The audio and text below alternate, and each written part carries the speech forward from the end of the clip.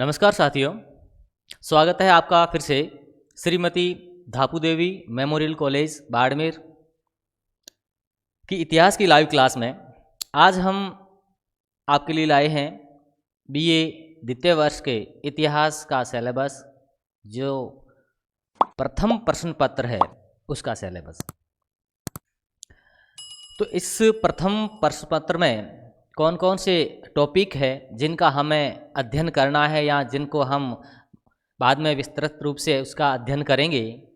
तो आज हम आपके लिए लाए हैं बीए द्वितीय वर्ष का जो प्रथम प्रश्न पत्र है उसका सिलेबस। आप सबको पता ही है कि 100 अंकों का प्रश्न पत्र होता है और जिससे 3 भागों में डिवाइड किया जाता है, अ, ब और स में।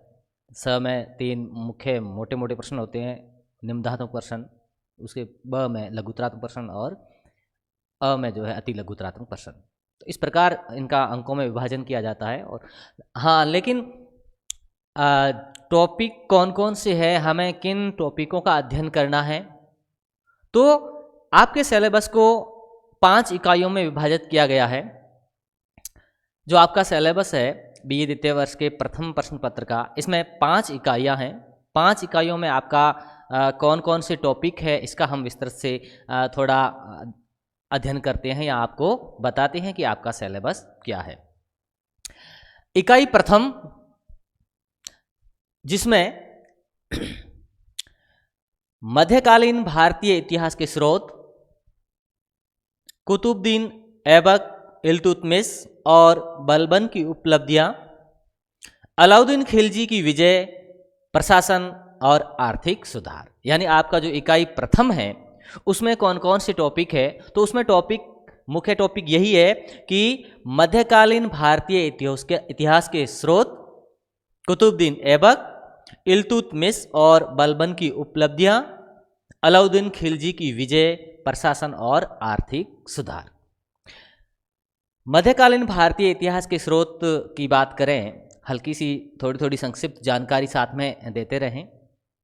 तो मध्यकालीन इतिहास के स्रोतों को या मध्यकालीन भारतीय इतिहास के स्रोतों को जानने के मुख्य रूप से हम उसे कहें तो 2 स्रोत है, जिसमें एक साहित्यिक स्रोत और दूसरा जो है पुरातात्विक स्रोत।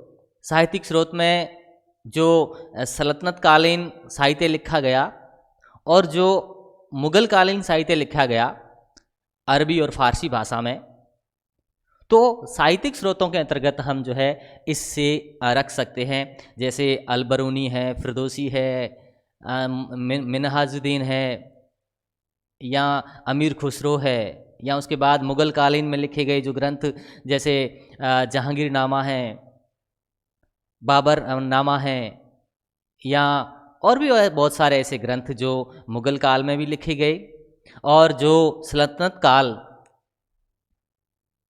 में लिखे गए, उन ऐतिहासिक स्रोतों को, उन ग्रंथों को हम जो है साहित्यिक श्रेणी के अंतर्गत रखते हैं, जिनका हम विस्तार से बाद में अध्ययन करेंगे।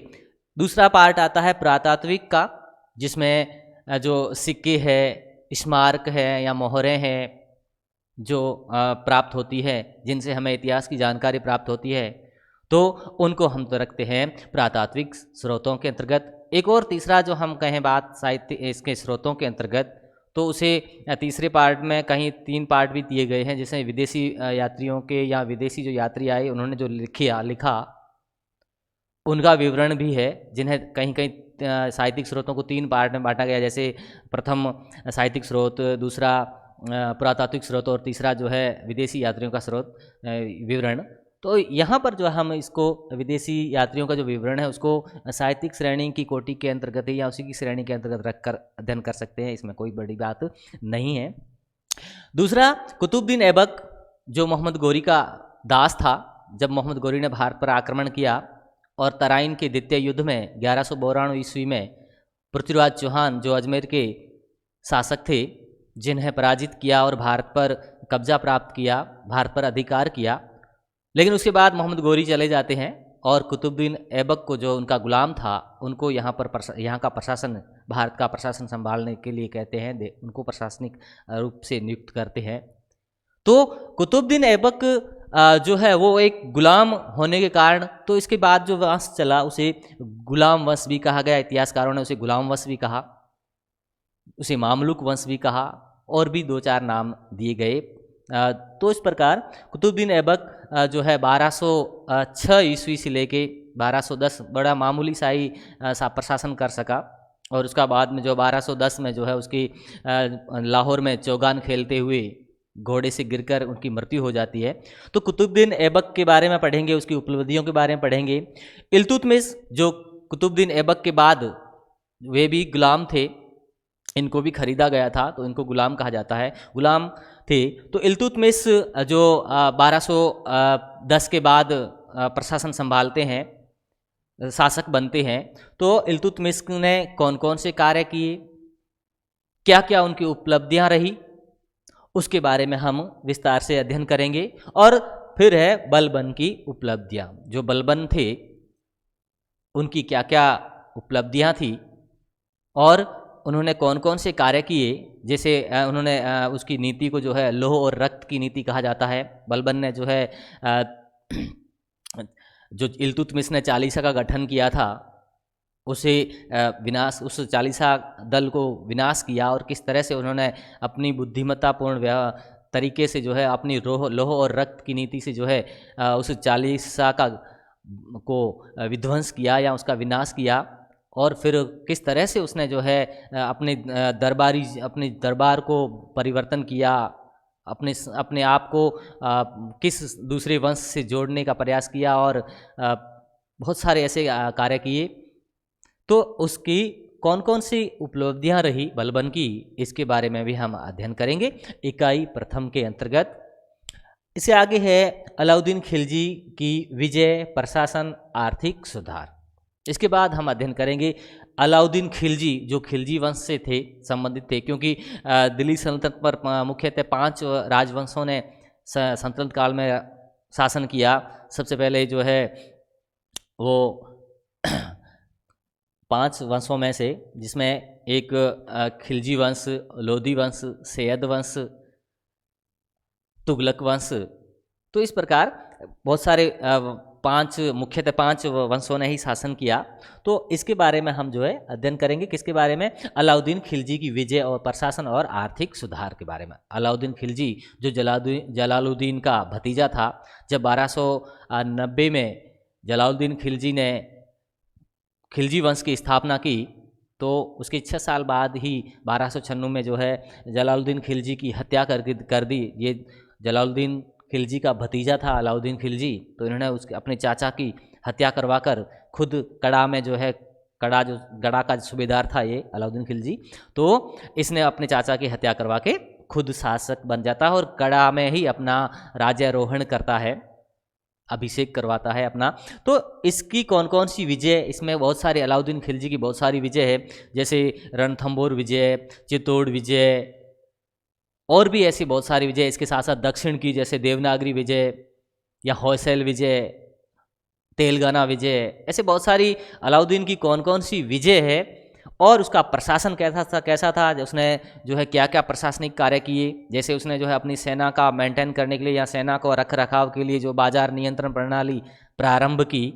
कई इतिहासकार मानते हैं कि जो अलाउद्दीन खिलजी ने बाजार नियंत्रण प्रणाली शुरू की थी, उसका मुख्य उद्देश्य था सेना को मेंटेन करना या सेना का रख रखाव, क्योंकि अलाउद्दीन खिलजी के पास एक विशाल सेना थी, जिसके खर्चे के लिए या जिसके रख रखाव के लिए बाजार नियंत्रण प्रणाली जरूरी थी, ऐसा इतिहासकार मानते हैं। तो दूसरे इतिहासकार कुछ और ही मानते हैं। तो इस प्रकार, और इन्होंने कौन कौन से आर्थिक सुधार किए, अलाउद्दीन खिलजी ने क्या क्या सुधार किए आर्थिक क्षेत्र में, तो उसके बारे में हम विस्तार से अध्ययन करेंगे। तो आपकी इकाई प्रथम में क्या क्या टॉपिक है, तो आपकी इकाई प्रथम में टॉपिक है मध्यकालीन भारतीय इतिहास के स्रोत, कुतुबुद्दीन ऐबक, इल्तुतमिश और बलबन की उपलब्धियां, अलाउद्दीन खिलजी की विजय, प्रशासन और आर्थिक सुधार। नेक्स्ट है आपके इकाई 2। इकाई 2 में कौन कौन से टॉपिक है, तो इकाई 2 के जो टॉपिक है वो है तुगलक वंश, मोहम्मद बिन तुगलक, उसके प्रशासनिक कार्य, फिरोज तुगलक का प्रशासन एवं धार्मिक नीति, तैमूर का आक्रमण, प्रांतीय राज्यों का उदय। तो इकाई 2 में जो आपके हैं वो है तुगलक वंश, मोहम्मद बिन तुगलक प्रशासनिक कार्य, फिरोज तुगलक का प्रशासन एवं धार्मिक नीति, तैमूर का आक्रमण, प्रांतीय राज्यों का उदय। तो तुगलक वंश की स्थापना जो है आप सब जानते हैं कि गियासुद्दीन तुगलक ने की थी, और इसके बाद जो गियासुद्दीन तुगलक के बाद अनेक शासक बने, जैसे मोहम्मद बिन तुगलक, फिरोज तुगलक और भी बहुत सारे शासक, तो उसके बारे में हम पढ़ेंगे। मोहम्मद बिन तुगलक, जिसे कुछ इतिहासकारों ने या किसी विद्वानों ने जो विद्वान थे उन्हें पागल शासक भी कहा है। हिंदुस्तान का एकमात्र ऐसा शासक जिसके बारे में कहा जाता है कि वो पागल था।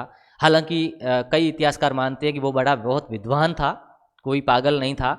उसने जो नीतियाँ चलाई उसे समय के या उसका कहें कि दुर्भाग्य से जो है उसकी नीतियाँ फैल हो गई, जैसे सांकेतिक मुद्रा चलाना, दोआब में कर वर्दी करना या राजधानी परिवर्तन करना। तो उसने कुछ सोच समझ के नीतियाँ तो अच्छी चलाई, कार्य अच्छे किए, लेकिन उसका ये दुर्भाग्य था कि उसकी सारी नीतियाँ जो भी है वो सारी की सारी फैल हो गई, और इस कारण कुछ इतिहासकार या कुछ विद्वान जो है उसे पागल शासक के रूप में भी कहते हैं कि उसमें पागलपन के लक्षण थे या पागलपन के गुण थे। तो इन मोहम्मद बिन तुगलक की प्रशासनिक कार्यों के बारे में जो हम पढ़ेंगे, जो 1325 में मोहम्मद बिन तुगलक शासक बनता है, उसके बाद क्या क्या प्रशासन करता है उसके बारे में।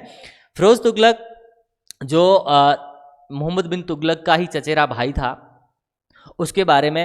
हालांकि फिरोज तुगलक जो है इसकी माता एक हिंदू थी, यानी इस फिरोज तुगलक में हिंदू और मुसलमान इन दोनों के वंशों का मिश्रण था।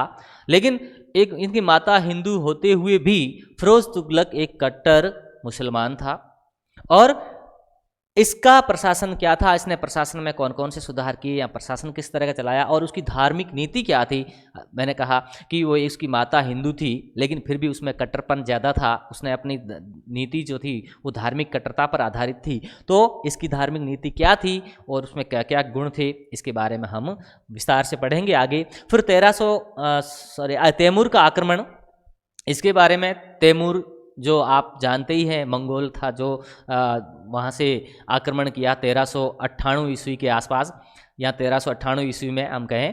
तो तैमूर का आक्रमण भारत पर होता है, तो तैमूर ने बहुत लूटपाट की, बहुत खून बहाया, कत्लेआम किया यहाँ दिल्ली में। तो इसका आक्रमण जो 1398 में नासिरुद्दीन महमूद शासक था जिसके समय में हुआ, और तैमूर ने खूब लूटा भारतीय मंदिरों को, उसका विध्वंस भी किया, और दिल्ली में यहाँ तक कि उसने बहुत ही कत्लेआम मचाया था। तो उसके बारे में पढ़ेंगे, तैमूर के आक्रमण के बारे में। और नेक्स्ट है प्रांतीय राज्यों का उदय। प्रांतीय राज्य जो बाद में, जैसे बहमनी, विजयनगर साम्राज्य, तो जो प्रांतीय राज्य थे, जो बाद में प्रांतीय राज्य जो कमज़ोर मुगल शासक होने के कारण जो है प्रांतीय राज्यों का उदय हुआ, यानी सल्तनत काल के जो कमज़ोर शासक थे उनसे कारण जो है प्रांतीय राज्यों का उदय हुआ, जिसमें मुख्य रूप से विजयनगर, बहमनी आदि के बारे में हम विस्तार से अध्ययन करेंगे। तो इकाई 2 के अंतर्गत आपके टॉपिक है तुगलक वंश, मोहम्मद बिन तुगलक के प्रशासनिक कार्य, फिरोज तुगलक का प्रशासन एवं धार्मिक नीति, तैमूर का आक्रमण और प्रांतीय राज्यों का उदय। नेक्स्ट इकाई 3। इकाई 3 के अंतर्गत आपके कौन कौन से टॉपिक है जिन्हें हमें पढ़ना है। तो इकाई 3 के अंतर्गत आते हैं मुगलों का राज्य विस्तार, बाबर एवं हुमायूं, द्वितीय अफगान साम्राज्य शेरशाह सूरी, अकबर एवं जहांगीर की उपलब्धियां। तो आपकी इकाई 3 में जो है ये टॉपिक है कौन कौन से, कि मुगलों का राज्य विस्तार, यानी मुगल साम्राज्य जब सल्तनत काल समाप्त होता है 1526 के समय में। 1526 में जब लोदी वंश के इब्राहिम लोदी को पानीपत के प्रथम युद्ध में उसे पराजित किया जाता है बाबर के द्वारा, और मुगल साम्राज्य की ये नींव डाली जाती है या मुगल साम्राज्य की स्थापना की जाती है बाबर के द्वारा। तो मुगल साम्राज्य शुरू होता है 1526 के बाद। इसके संस्थापक बाबर को माना जाता है। तो इसके बारे में पढ़ेंगे। उसके बाद बाबर का पुत्र हुमायूं, हुमायूं के बाद अकबर, अकबर के बाद जहांगीर, जहांगीर के बाद शाहजहां, शाहजहां के बाद औरंगजेब, औरंगजेब के बाद और भी उसके उत्तराधिकारी जो बहुत सारे बने, लेकिन वो कमज़ोर शासक थे। यहाँ मुख्यतः औरंगज़ेब तक ही इनका जो है 1707 में जब औरंगज़ेब की मृत्यु हो जाती है, वहाँ तक प्रशासन इनका मुग़लों का ठीक रहा, लेकिन उसके बाद जो है उसके कमज़ोर उत्तराधिकारी थे, इस राज्य साम्राज्य छिन्न भिन्न हो जाता है। तो हम यहाँ पढ़ेंगे मुग़लों का राज्य विस्तार, विशेष बाबर एवं हुमायूं। जो बाबर था और हुमायूं था उसके बारे में, कि हुमायूं को जो है किस तरह से साम्राज्य प्राप्त होता है बाबर की मृत्यु के बाद, लेकिन हुमायूं की क्या कठिनाइयाँ थी और उस कठिनाइयों का सामना कैसे किया, किस तरह से शेरशाह सूरी ने उसे पराजित किया और यहाँ से भागने पर मजबूर कर दिया, लेकिन फिर आते हैं वापस हुमायूं और फिर दिल्ली की सतह पर आसीन होते हैं। तो इस प्रकार से जो है उसको हम विस्तार से अध्ययन करेंगे अगली क्लास में। द्वितीय अफगान साम्राज्य, दूसरा अफगान साम्राज्य जो शेरशाह सूरी ने हुमायूं को पराजित करके स्थापित किया, अधिकार कर लिया मुग़ल साम्राज्य पर या दिल्ली पर। तो शेरशाह सूरी, जिसका मूल नाम जो है फरीद था, और कहा जाता है कि शेरशाह सूरी, इतिहासकार ये मानते हैं कि पहले प्रारंभ में शेरशाह सूरी जो है बाबर का ही एक सैनिक था और इसमें एक विशेष प्रतिभाएं थी, और इस प्रतिभाओं के कारण जो है बाबर ने उसको अपना सैनिक नियुक्त किया था या सैनिक रखा था।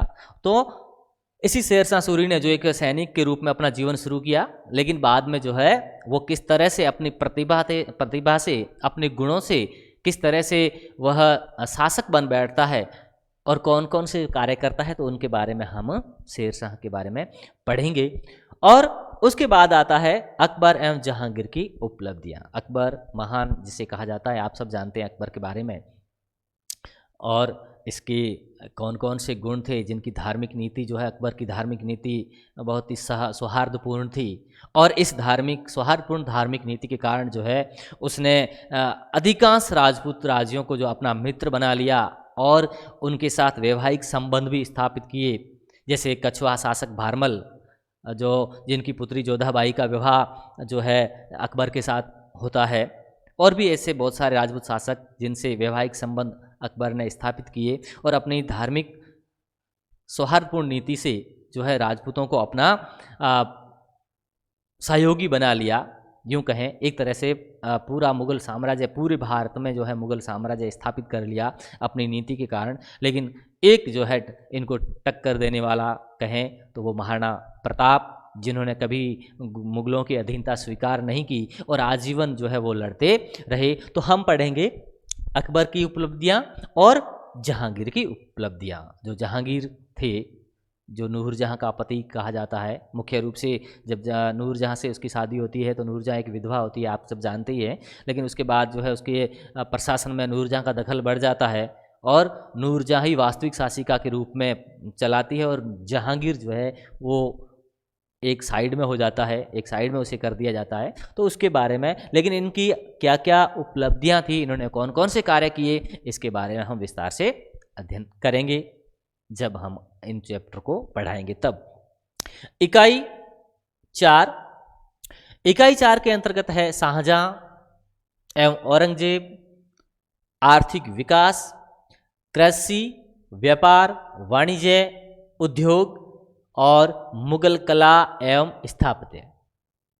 तो इकाई 4 के अंतर्गत हम किन किन का विशेष रूप से अध्ययन करेंगे, तो इकाई 4 के अंतर्गत हम पढ़ेंगे शाहजहां एवं औरंगजेब। शाहजहां और औरंगजेब, इनके बारे में। शाहजहां जिन्हें आप जानते ही हैं, जिन्होंने तख्ते ताउस का निर्माण किया या मयूर सिंहासन जिसे कहें, जो बहुत ही प्रख्यात सिंहासन था, उसका निर्माण किया। उसके बाद ताजमहल को तो आप जानते ही हैं, अपनी बेगम मुमताज़ महल की याद में ताजमहल का निर्माण करवाया।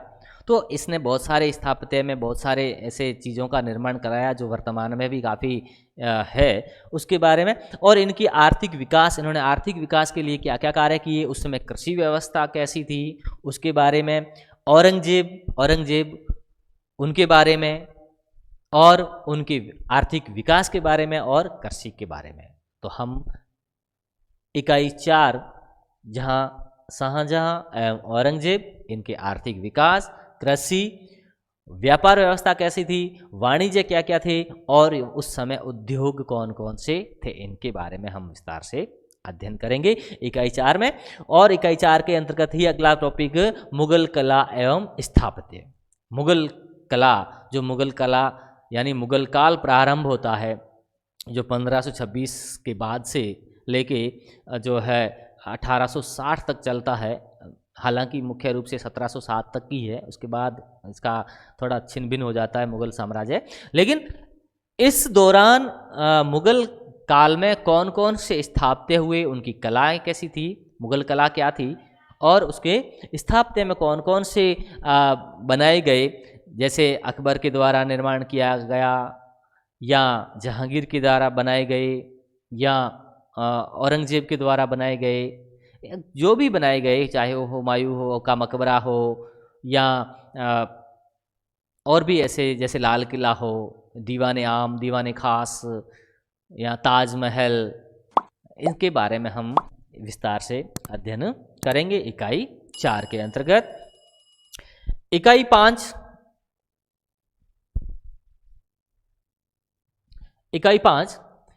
इकाई 5 के अंतर्गत हम किन किन चीज़ों का अध्ययन करेंगे, कौन कौन से चैप्टर है, कौन कौन से टॉपिक है, तो उनका हम करेंगे अध्ययन। इनमें से है मुगल प्रशासन एवं संस्थाएं, मुगल प्रशासन एवं संस्थाएं, जागीरदारी एवं मनसबदारी व्यवस्था। मुगल काल में जागीरदारी व्यवस्था और मनसबदारी व्यवस्था क्या थी, जैसे शाहजहाँ के टाइम 2 अस्पासी अस्पा जो भी चलता था वो, और व्यवस्था, प्रशासकीय संगठन, और उस समय प्रशासकीय संगठन कौन कौन से थे उनके बारे में, और राजपूत कालीन कृषि, व्यापार एवं वाणिज्य। और राजपूत कालीन जो बाद में राजपूत काल चला उसके अंतर्गत जो है कृषि व्यवस्था कैसी थी, उस समय व्यापार क्या थे और उसमें वाणिज्य कैसा था, इसके बारे में हम विस्तार से अध्ययन करेंगे। तो एक बार फिर से कि हम कौन कौन से इकाई 5 के अंतर्गत कौन कौन से टॉपिक पढ़ेंगे या इनका विस्तार से हम अध्ययन करेंगे, तो वो है मुगल प्रशासन एवं संस्थाएं, जागीरदारी एवं मनसबदारी व्यवस्था, प्रशासकीय संगठन, राजपूत कालीन कृषि, व्यापार एवं वाणिज्य। इस प्रकार आपका सिलेबस 5 इकाइयों में बांटा गया है, जो आपको क्रम वाइज बताया गया कि हम जो है किन किन टॉपिकों का अध्ययन करेंगे आने वाले समय में या नेक्स्ट टाइम में। तो ये था आपका सिलेबस। नमस्कार, धन्यवाद।